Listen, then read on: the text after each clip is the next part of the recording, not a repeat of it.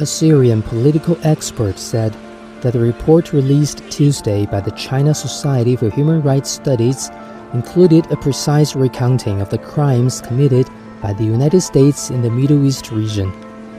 Osama Danura, also a former member of the Syrian government delegation to the Syria peace talks in Geneva, said that the ongoing sufferings of the Syrian people are caused by U.S. crimes.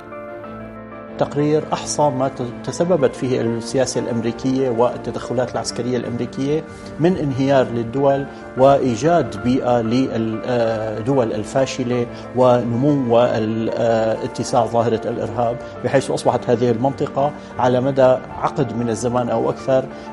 بمثابة الحاضنة الدولية للإرهاب نتيجة قيام الولايات المتحدة الأمريكية بشكل غير شرعي بالقضاء وإسقاط الحكومات الوطنية في هذه المنطقة. استمرار معاناة الشعب السوري على مستوى البنى التحتية، على مستوى توفر الحاجات الأساسية من كهرباء وغذاء وماء، على مستوى العملية التعليمية، على مستوى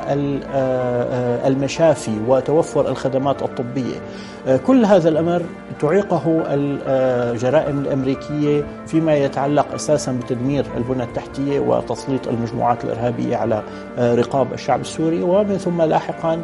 بعد العشرية التي تم فيها الاعتداء أمريكيا عن طريق المجموعات الإرهابية تأتي اليوم عشرية جديدة يعتدي فيها الأمريكان على الشعب السوري عن طريق العقوبات الاقتصادية والإجراءات اللا شرعية الأحادية الجانب